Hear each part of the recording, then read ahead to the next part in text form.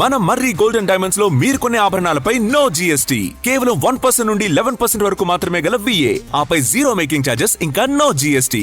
మర్రి golden diamonds. రాష్ట్రంలో single screen థియేటర్లలో రామ్ చరణ్ నటించిన పెద్ది సినిమా విడుదలకు మార్గం సుగమమైంది. ఎగ్జిబిటర్లంతా తమ థియేటర్లలో పర్సంటేజ్ విధానాన్ని అమలు చేయాలని పట్టుబట్టడంతో పెద్ది విడుదలపై సందిగ్ధత నెలకొంది. ఈ క్రమంలో చిరంజీవి జోక్యం చేసుకుని నిర్మాతలు ఎగ్జిబిటర్ల సమస్యలపై దృష్టి సారించారు.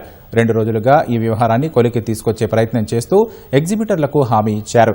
చిరంజీవి హామీతో వెనక్కి తగిన ఎగ్జిబిటర్లో జూన్ 30 వరకు పాత పద్ధతిలోనే సినిమాలను ప్రదర్శించేందుకు అంగీకరించారు. ఈ వ్యవహారంపై మరిన్ని వివరాలను మా ప్రతినిధి సతీష్ అందిస్తారు.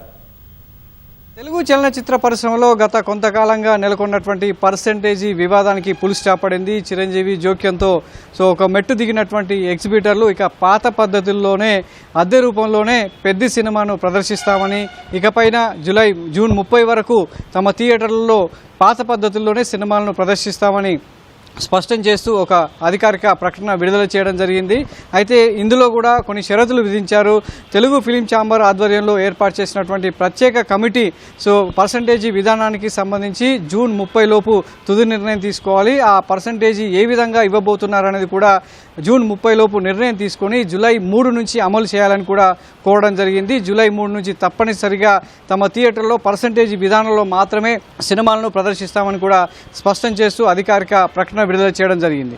అయితే దీనికి సంబంధించి కొంతకాలంగా ఇటు నిర్మాతలకి ఇటు ఎగ్జిబిటర్లకు మధ్య కొంత వాగ్వాదం నెలకొందనే చెప్పొచ్చు. తీవ్ర విమర్శలు ప్రతి విమర్శల నడమ ఈ వివాదం తారాస్థాయికి చేరింది. దీంతో చిరంజీవి జోక్యం చేసుకుని ఇరువైపులా సమస్యలను అడిగి తెలుసుకున్నారు.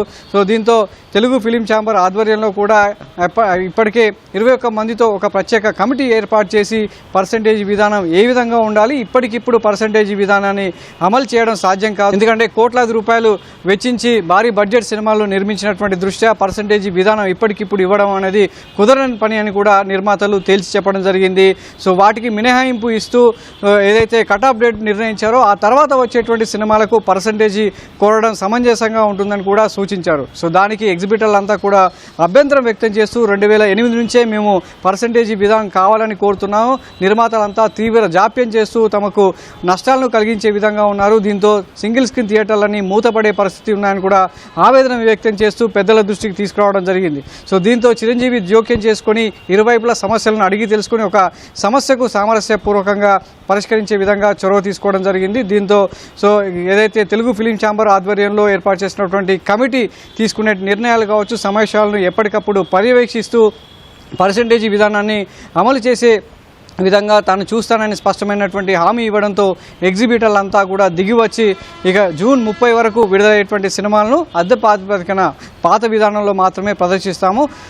జూలై 3 నుంచి మాత్రం కొత్త విధానంలోనే పర్సంటేజీ విధానంలోనే సినిమాలను ప్రదర్శిస్తామని స్పష్టం చేయడం జరిగింది. మరి జూలై 3 తర్వాత ఎగ్జిబిటర్లు కోరినట్టుగానే నిర్మాతలంతా కూడా పర్సంటేజీ ఇస్తారా లేక మళ్ళీ దీన్ని జాప్యం చేస్తారా అనేది కూడా చూడాల్సినటువంటి అంశం.